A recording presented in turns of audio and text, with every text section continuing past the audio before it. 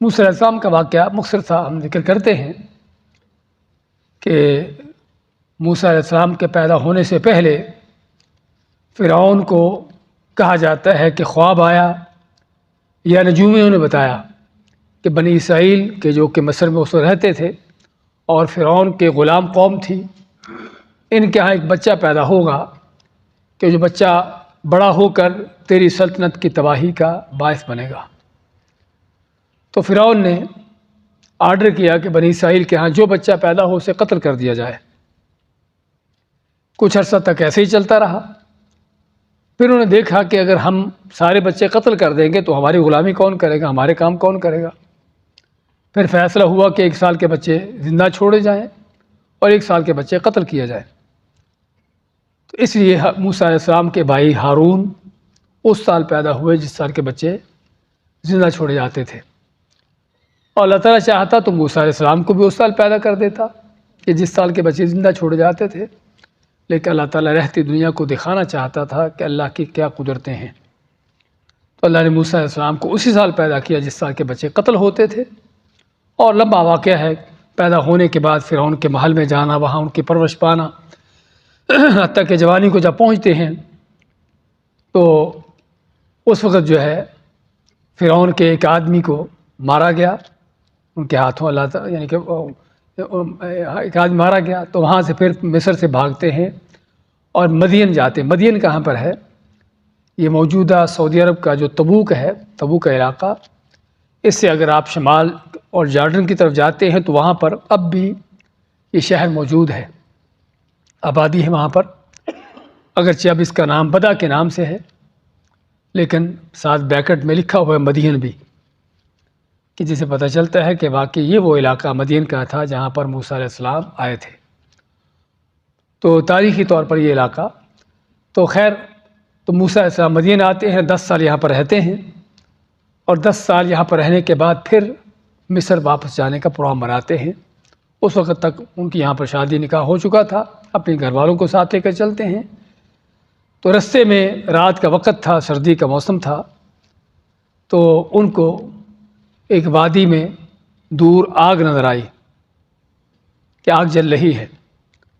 تو اپنے گھر والوں کو کہتے کہ تم ٹھہرو، میں اس آگ کے پاس جاتا ہوں، یا تو یہاں پر کوئی لوگ ہوں گے آگ جلانے والے، ان سے رستہ معلوم کرتا ہوں، یا پھر کچھ آگ کا انگارہ لے کے آتا ہوں تاکہ تم بھی کچھ سردی سے حرارت حاصل کرو۔ تو جب اس طرف آتے ہیں تو اللہ تعالیٰ، جس طرح کہ سورۃ طٰہٰ میں ہے، اللہ تعالیٰ فرماتا ہے اخلعنا علیک انک بالوادی المقدس طویٰ، کیا موسیٰ اپنے جوتے اتار دو، آپ مقدس وادی طویٰ میں ہو۔ اور پھر اللہ تعالیٰ ان سے مخاطب ہوتا ہے اور ان کو نبوت عطا کرتا ہے، اور فرعون کی طرف دعوت جانے کا حکم دیتا ہے، جا کے ان کو تاکہ دعوت دی جائے۔ تو یہاں پر اسی کا ذکر ہوتا ہے مختصر انداز سے، یعنی موسیٰ علیہ السلام کا یہ واقعہ قرآن کریم میں سب سے زیادہ جن واقعات کا ذکر ہے وہ موسیٰ علیہ السلام کا واقعہ ہے۔ تقریباً میرا خیال کوئی پارہ ایسا نہیں ہوگا کہ جس میں موسیٰ علیہ السلام کا ذکر نہ ہو، اور کافی صورتوں میں بڑی تفصیل سے ان کا ذکر آتا ہے۔ یہاں پر تو صرف چند آیتوں میں مختصر سا اس کا بیان ہوا ہے۔ اذ ناداہ ربہ بالوادی المقدس طویٰ، جب اس کے رب نے اس کو آواز دی مقدس وادی طویٰ میں، ان کو نبوت عطا کی، اللہ نے اپنا تعارف کرایا کہ میں کون ہوں، اننی انا اللہ رب العالمین، کہ میں اللہ ہوں جو جہانوں کا رب ہے، اور ساتھ ہی ان کو حکم دیا کہ جاؤ جا کے فرعون کو دعوت دو، اذهب الی فرعون انہ طغیٰ، کہ جاؤ فرعون کی طرف، انہ طغیٰ، اس نے بڑی سرکشی کی ہے، بڑی بدماشی کر رکھی ہے۔ اور فرعون کی طغیانی، اس کی سرکشی، اللہ تعالیٰ رب العالمین کے حوالے سے بھی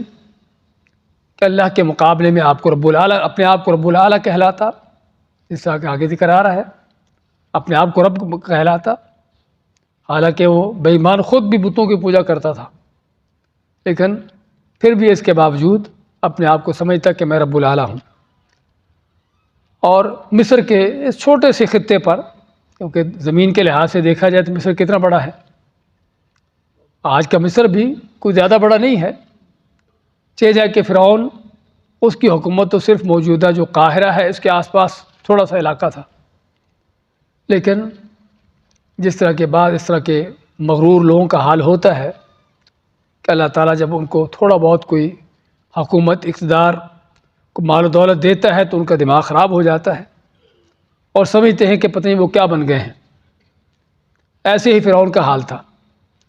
تو زمین کے چھوٹے سے خطے پر اس کو حکومت ملی، اقتدار اللہ نے دیا تو سمجھتا ہے کہ وہ رب بن گیا ہے۔ تو اللہ فرماتا ہے کہ جاؤ فرعون کی طرف کہ وہ بڑا اس نے سرکشی کی ہے۔ ایک تو اس کی سرکشی اللہ تعالیٰ رب العالمین کے حوالے سے کہ اللہ کے مقابلے میں اپنے آپ کو رب بنانا، اور دوسری اس کی سرکشی جو ہے وہ لوگوں کے ساتھ کہ لوگوں پر اس کے ظلم و ستم، جس طرح سورہ قصص میں اس کا تفصیل سے ذکر آتا ہے کہ کس انداز سے اس نے اپنی رعایا کو، اپنی قوم کو مختلف جماعتوں میں تقسیم کر رکھا تھا، کس لیے